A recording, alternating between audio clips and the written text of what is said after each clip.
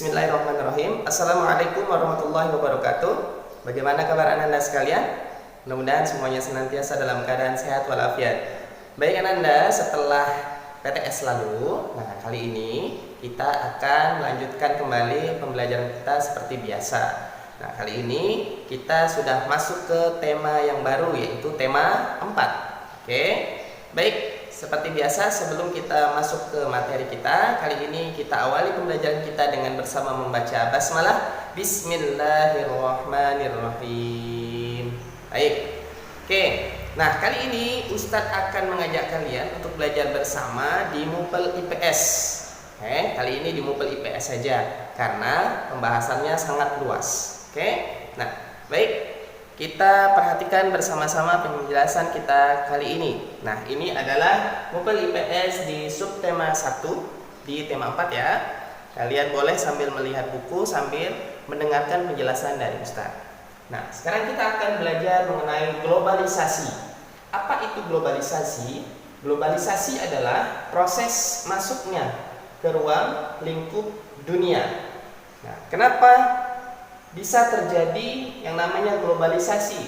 Nah, bisa terjadinya globalisasi ini ternyata ada 3 penyebab, ada 3 faktor utama. Yang pertama adalah karena perkembangan teknologi.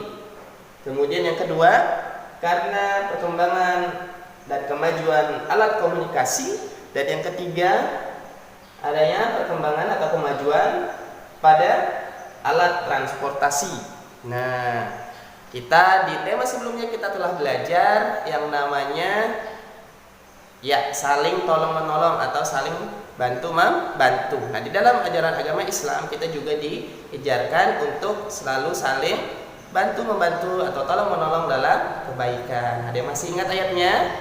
Wa ta'awanu 'alal birri wat taqwa wa la ta'awanu 'alal itsmi wal 'udwan. Nah, tolong menolonglah kalian dalam kebaikan dan janganlah tolong menolong dalam suatu yang jelek atau dalam kejelekan. Nah, kali ini ternyata antar negara yang berada dalam satuan yaitu ASEAN ini juga kita melakukan ta'awun atau saling tolong menolong. Nah, ini ada organisasinya yang kita kenal dengan sebutan ASEAN.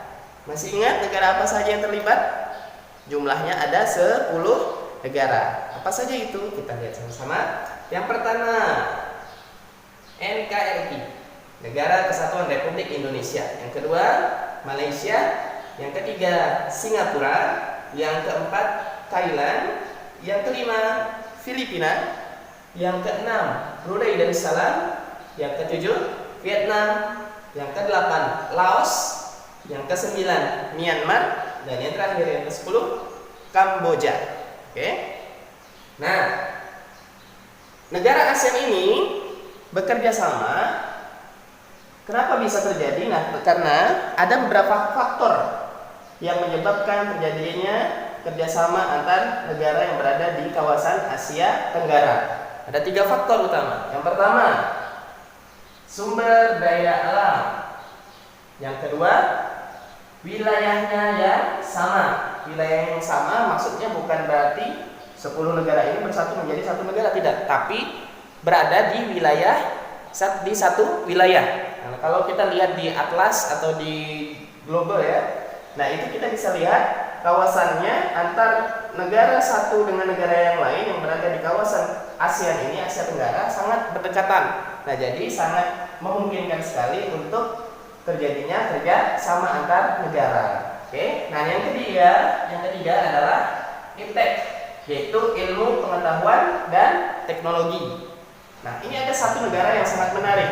Dia tidak memiliki sumber daya alam yang cukup baik, namun dia memiliki kekayaan sumber daya manusianya dan mana sumber manusianya tersebut memiliki ilmu pengetahuan dan teknologi yang sangat luar biasa, yang sangat baik, yaitu negara Singapura. Oke. Nah, karena di sana mereka sangat sedikit sekali memiliki sumber daya alam, tidak seperti Indonesia yang sangat kaya dengan sumber daya alamnya. Nah, jadi kita saling bekerja sama. Nah, salah satu bentuk atau contoh-contoh yang telah dilakukan oleh negara ASEAN Salah satunya, ini ada beberapa contoh yang di sini ada 1, 2, 3, 4 yang Ustaz tuliskan jawaban tulis. Yang pertama contohnya yaitu penanggulangan bencana. Nah, ini telah terjadi pada beberapa tahun yang silam, yaitu contoh ya seperti musibah tsunami yang terjadi di Aceh. Nah, jadi beberapa negara tetangga kita yang membantu untuk penyediaan air bersih, kemudian pemberian obat-obatan, pakaian dan seterusnya. Gitu ya. Ini yang telah terjadi di negara kita. Kemudian yang kedua, melindungi hak-hak negara ASEAN. Saling melindungi ya. Kemudian yang ketiga, meningkatkan kualitas kesehatan. Nah, jadi ini saling bantu-membantu. Bentuknya bisa jadi studi banding antar tenaga kesehatan yang ada di Indonesia dengan di Malaysia, atau dari Laos ke Myanmar dan seterusnya. Saling bertukar-tukar. Dan untuk tujuannya untuk saling meningkatkan kualitas kesehatan di setiap negara-negaranya. Oke. Kemudian yang terakhir, meningkatkan perlindungan sosial penduduk ASEAN. Nah, ini tujuan semuanya ini intinya adalah untuk memperkuat ekonomi, memperbaiki sosial, kemudian budaya, dan menjaga perdamaian dan keamanan ASEAN semuanya. Oke? Baik, terima kasih atas segala perhatiannya. Apabila kecepatan penjelasan dari Ustadz, kalian bisa mengulang lagi video ini berkali-kali ya, bisa. Oke?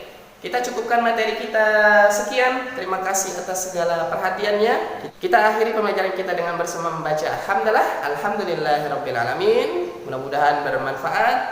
Ingat pesan Ustadz, salat di awal waktu, baca terus Al-Quran dan tambah terus hafalannya. Sayangi orang tua dan bantulah mereka, jaga kebersihan dan jaga kesehatan. Terima kasih. Assalamualaikum warahmatullahi wabarakatuh.